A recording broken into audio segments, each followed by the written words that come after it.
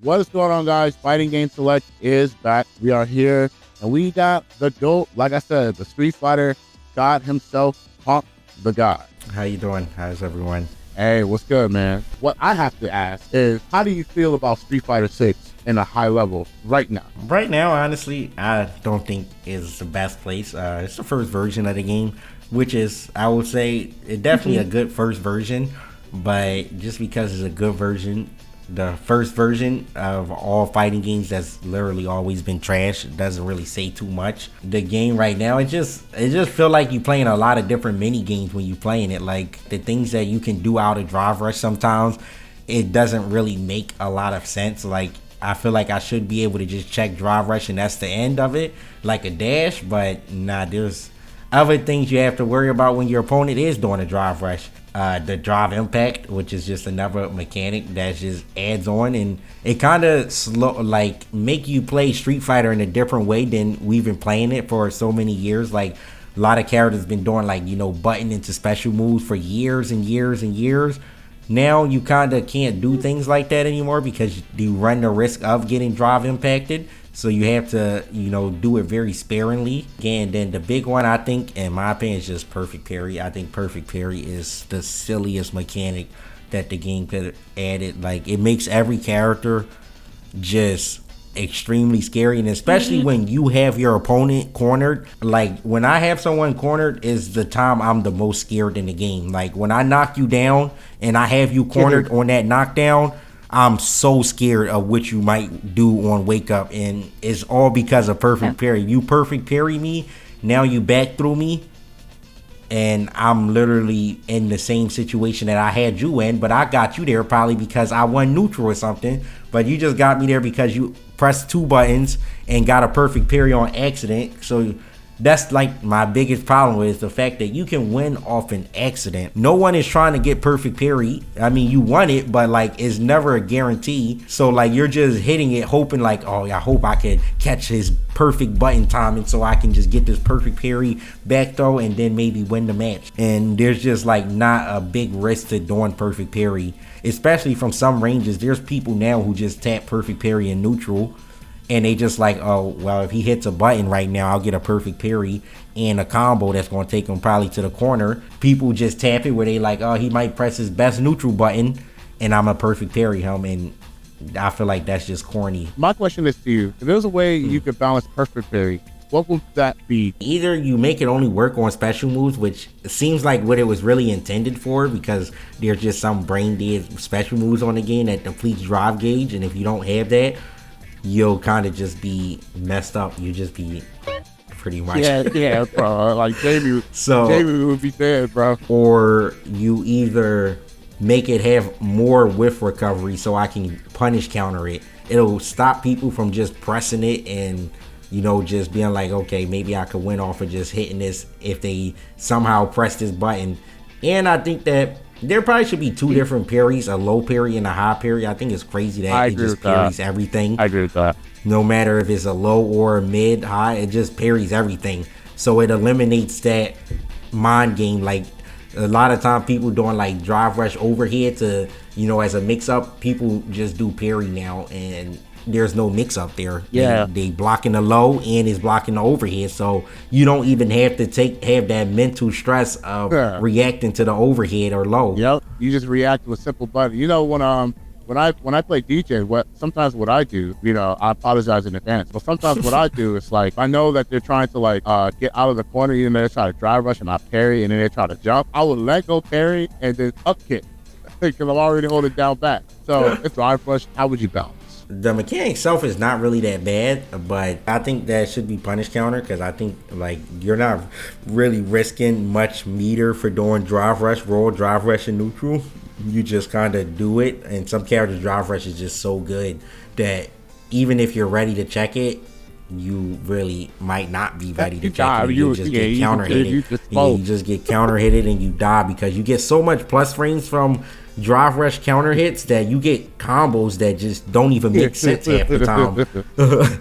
So I think like at least having them be punish counterable, so you know they like, okay, if they check me here, I'm losing a lot of drive gauge at least, you know. So you just feel like you get rewarded for checking them and slowing them down. Whereas if they hit you, they get the hit and they start building drive gauge back with that hit. So they building that whole bar back before the combo's over anyway. Now, for me, I think the weakest mechanic is drive reversal, just because of how it works against a lot of the moves. Like, how do you feel about drive reversal? Drive reversal, I do think it should get buffed. Just a small buff. It should just be a little faster on startup. Like, I think if people want to spam low forward drive rush, like if you want it to be plus and all this on blocks and you just let people force their way into getting free mix-ups, if I do drive reversal, it should be a punish if I react accordingly to them turning green.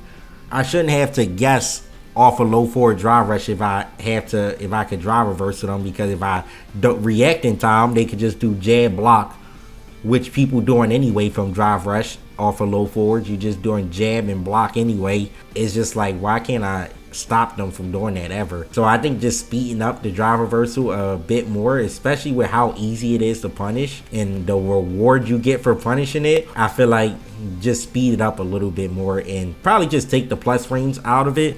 I think every character is +1 after dash air drive reversal. So I think maybe just take the plus frames out of it and then do that and it'll be fine, I think. Do you feel like backdash is good? Did you like a buff in backdash? What's your take on it? Well, backdash is kind of similar to Street Fighter 5, so for me, I'm just used to them being how they are. Especially coming from Street Fighter 4 where they were just extremely broken. Yeah. I feel like as a Street Fighter player, after playing 4, like you don't really care about backdashes, you know. I feel like people who play other games, you know, they would care about the backdash more. But I think as a Street Fighter player, after we played 4, we've been happy with how backdashes work ever. So I don't know if there's really ever been another fighting game that's had an actual invincible backdashes like 4 did. So BlazBlue has some experience and Guilty Gear. You understand what it's like. Player whole gameplay is like, I'm an invoke backdash. Yeah. So you understand what it's like to fight characters. They just mash and backdash all day, and you got an option select. But some characters backdash was so good and 4 that even when you option selected, they blocked it. You had to just hard read. You had to empty jump. Yeah, you just had to do the super or the ultra, no option select, just straight on near wake up. Like, yeah, I know he's coming. You look like a genius when it worked, but when it don't work, you look like the dumbest motherfucker that ever touched the game, bro. You got people wondering if you had input errors, and you know damn well you ain't input error that. But the best part, you can lie about it. Man, I kinda I think for this guy, I think backdash is actually better than Street Fighter 5 because you actually can punish throws with backdashes in the corner, which I think is very good against throw loop pressure, which you didn't really have in Street Fighter 5. So that's one thing I do think is good about throws. But yeah, I think throws is for the most part just pretty much is 5. So I don't really even think about throws when I think about like stuff that should be buffed or nerfed. Or backdash. I don't think about backdashes. Yeah, well, actually, there's one more thing I wanted that I forgot about. Throw loops. How do you feel about throw loops? Oh, well, they just need to go. Like, throw loops make every mid player a top player. Sure. Like, it's sad. I don't want to say that, but you know, I'm not a person that's. Yeah, you know, I'm not a person that's going to hold my tongue. But like, if you're an okay player and you throw someone, you turn into the best player in the world. That's just how that works. Like, maybe you might be wrong a lot of the times, but like in that split second, you become the best player in the world until the decision is made by the defensive person if they getting out or not. You turn into the best player. So stuff like that they have to take out because it just ruins, I feel like, a skill gap in the game that I feel like every competitive game should have. Now I can't unsee it, but I can just see like some average player, you know, they just throw you like 4 times and you can just see their face just like changing into like Fujimura. Like slowly but surely, as they keep throwing the opponent, they just become like these random top players that are really good. Well, Street Fighter 5, I think did it best. Like, you were still in range to do, you know, your pressure, but it's just that in this game they have perfect parry. So like, if you do a perfect meaty, then you just might get perfect parried. But I think that's not too bad of a mind game to play. At least you can still grab them again. But I think just putting them at a range where you can't throw again, or maybe you can if you do drive rush, then you could get another throw. But I feel like just having throw loops in the game, it's just not. It just creates a sense of you just feel like scared all the time. Like you just never comfortable. Especially some character got mid-screen throw loops. Like Ken be mid-screen throw looping people. So like, bro, I can't feel comfortable nowhere against that character. Come on, bro. I feel that. Do you have anything else you want to add on? Is there anything else I hate in this game? I mean, the input system, bro. I want to get my DPs, bro. Yeah, I want to get a lot of things. I want to get my parry. Capcom, listen, y'all, listening. I've been anti-airing with DPs for 14 years, bro. Not one Street Fighter game have I ever had trouble inputting a DP, bro. Never. 14 years I've been playing DP characters. 14 years I've been getting my DPs. But on the 15th year, they just disappeared. No, my 15. Good team in the NBA. In the 15th year, I just get, when I try to DP, I get drill or Hadouken. Why wasn't I getting that for 14 years before that, bro? It can't be me. I don't want to believe it's me. So like they gotta do something with them inputs, bro. I don't know where they going. I don't know which sewer line they going down when I do my DP, but they need to get them out of there, bro, and give me my inputs, please. There you have it, man. One thing I want to say before we head out: where can they follow you, bro? PunkDaGod on everything. DA and not THE, and yeah, you find me everywhere. Yep, put that on DA, baby. All right, thank you guys so much.